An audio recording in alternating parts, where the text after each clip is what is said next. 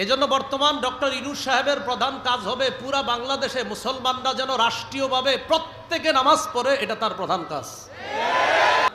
BNP, Awami League, জামাত, জাতীয় party, ইসলামী আন্দোলন, জাসদ, বাসদ, খেলাফত মজলিস, খেলাফত আন্দোলন, জমিয়ত, যে যেই দলে করি আমরা সবাই এই ব্যাপারে একমত হতে হবে যে আওয়ামী লীগ, বিএনপি এদেরকেও আমাদের পরামর্শ থাকবে যে প্রধান যাদেরকে ভবিষ্যতে বানাবেন আর নারী চিন্তা করেন না, পুরুষকে বানান। পুরুষ নিয়ে এটা হোক, এটা আলোচনা হোক। কারণ ব্যর্থতার প্রথম ধাপই হলো যে নারী যদি প্রধান হয় সেই জাতি ব্যর্থ হবে, সফল হবে না। এই জন্য আমি শ্রদ্ধার সাথে বলি, বিএনপি যারা তাদেরও হয়তো প্রধান এখন কোনো পুরুষকে তারা বানাবে, এরকমই বোঝা যাচ্ছে। আওয়ামী লীগ যারা, তাদের ভবিষ্যতে রাজনৈতিক অবস্থা কি হবে এটা রাজনৈতিক ব্যক্তিদের ব্যাপার, সেটা আমরা জানি না। কিন্তু আমি বলবো তারা যদি এদেশে রাজনীতি করে, তাদের ভবিষ্যতে যদি তারা রাজনীতি করে, তারাও যেন পুরুষ নিয়ে চিন্তা ভাবনা করে, এটা ভালো হবে। আর আমাদের ইসলামী দল যারা আলহামদুলিল্লাহ সবার প্রধানরা আলহামদুলিল্লাহ সবাই পুরুষ আছে। সবাই কি আছে বলেন? এই এটা নিয়ে আপাতত চিন্তার দরকার। তবে জাতীয় পার্টি আবার দুই দল, এক দলের প্রধান পুরুষ আবার আরেক দলে মহিলা। আমরা আশাবাদী তারাও মহিলা বাদ দিয়ে কোনো পুরুষকে প্রধান হিসাবে কল্পনা করবে। এই জন্য রাষ্ট্রে নামাজ প্রতিষ্ঠিত করার প্রথম দায়িত্ব কার বলেন? পুরুষ রাষ্ট্রপ্রধানের। সূরা হজের 41 নম্বর আয়াতে আল্লাহ বলেন, আল্লাযীনা ইম্মাক্কান্নাহুম ফিল আরদি আকামুস সালাহ। আমি যাদেরকে রাষ্ট্র ক্ষমতায় বসাই তাদের এক নাম্বার কাজ হলো আকামুস সালাহ, তারা নামাজ কায়েম করবে। এজন্য বর্তমান ডক্টর ইউনূস সাহেবের প্রধান কাজ হবে পুরা বাংলাদেশে মুসলমানরা যেন রাষ্ট্রীয়ভাবে প্রত্যেকে নামাজ পড়ে, এটা তার প্রধান কাজ। এটা প্রতিষ্ঠিত করতে হবে। দুই নাম্বার, ওয়া আতাউজ যাকাহ, যাকাত প্রতিষ্ঠিত করা। বলেন আমার সাথে, রাষ্ট্রীয়ভাবে যাকাত প্রতিষ্ঠিত হলে সুদ নামক ভয়ঙ্কর অপরাধ সালাম দিয়ে বিদায় নিবে। সুদ বলবে, প্রিয় যাকাত তুমি যেইভাবে বেড়ে গেছো দেশে, আমি আর থাকতে পারবো না।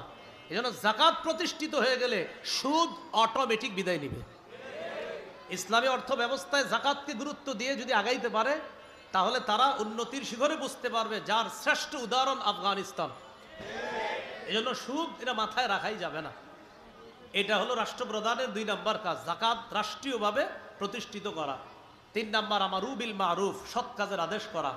চার নাম্বার, অসৎ কাজের নিষেধ করা। তো এর মধ্যে একটা হলো রাষ্ট্রীয়ভাবে নামাজ প্রতিষ্ঠিত করা। এই হলো নামাজ কায়েম করা। যাই হোক গেল আল্লাযীনা ইউকিমুনাস সালাহ, যারা নামাজ কায়েম করবে। এরপরে আছে ওই ইউতুনাজ যাকাত, যারা যাকাত আদায় করবে, এই ব্যাপারেও বললাম। ওয়াহুম বিল আখিরাতি হুম ইউকিনুন, যারা আখিরাতে বিশ্বাস করবে।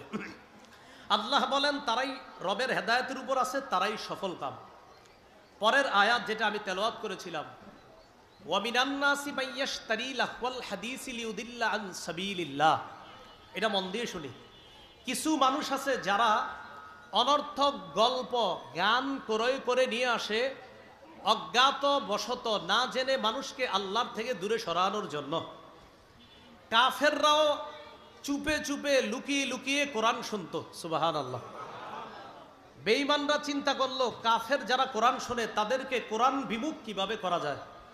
নজর ইবনে হারেস নামে একজন, সে কি করলো, ইরান থেকে কিছু মিথ্যা গল্পের বই ক্রয় করে নিয়ে আসলো। আবার একজন গায়িকাকে ক্রয় করে নিয়ে আসলো। কোন দেশ থেকে? ইরাক। একজন গায়িকা দাসী নিয়ে আসলো। উদ্দেশ্য কি? কোরআন পড়বে যারা, তাদের বিরুদ্ধে সে গান দাঁড় করাবে আর তাদের বিরুদ্ধে মিথ্যা গল্প দাঁড় করাবে, যেন কাফেররা কোরআন না শুই না এই মিথ্যা গল্প শোনে আর মিথ্যা গান শোনে। এখন বর্তমানে আমাদের বাংলাদেশে কিছু সাধক, কিছু সন্ন্যাসী, তারা স্টাইল নিয়ে তারা এখন গান মার্কা আর গাঞ্জা মার্কা ইসলাম দেশে প্রতিষ্ঠিত করতে চাইতেছে, যেটার প্রধান হলো গান জুট্টি হওয়া শর্ত।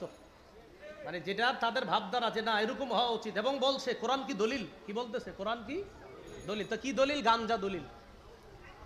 তো এরকম কিছু লোক চাইতেছে যে না, আবার বলতেছে গান হারাম, এটা কোরআনের কোথায় আছে? তাহলে কি, নজর ইবনে হারেস ইরান থেকে কিছু গায়িকা ক্রয় করে আনছে, কিছু গান গল্প মিথ্যা গল্প ক্রয় করে আনছে। উদ্দেশ্য কি? কোরআন না শুনে যেন তারা কি শোনে? গান শোনে আর মিথ্যা গল্প শোনে। এটা তারা করলো এবং মোটামুটি অনেকটা তারা এটাতে সফল হলো হালকা, যে কিছু মানুষ সত্যি সত্যি তারা ওই মিথ্যা গল্প শোনে আর গান শোনে। তাহলে কোরআনের বিরুদ্ধে এটা দাঁড় করালো। ঠিক বর্তমান সমাজে অনেক মানুষ এখন গানকে বৈধ বলতে চায়। বৈধ বলার দলিল দেয় কি জানেন? বলে দাউদ নবী গান গাইতে গাইতে নবুয়ত পাইছে। না নাউজুবিল্লাহ, আরো আস্তে কর। গানের দলিল কি?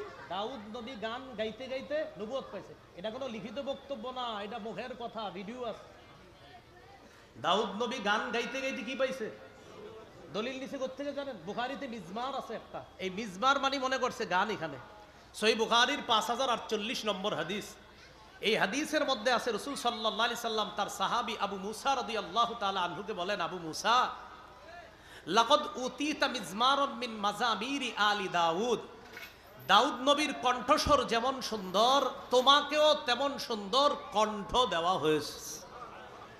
এই কণ্ঠকে এখানে নিয়েছে কি? যে দাউদ নবীর গান যেমন সুন্দর, তোমারও গান তেমন সুন্দর। এটা কারা দলিল দিচ্ছে? যারা গানকে বৈধ করতে চায়। সহিহ মুসলিমের বর্ণনা 1737 নম্বর হাদিস, আর ইসলামিক ফাউন্ডেশন অনুযায়ী 1725 নম্বর হাদিস, 1725 নম্বর হাদিস।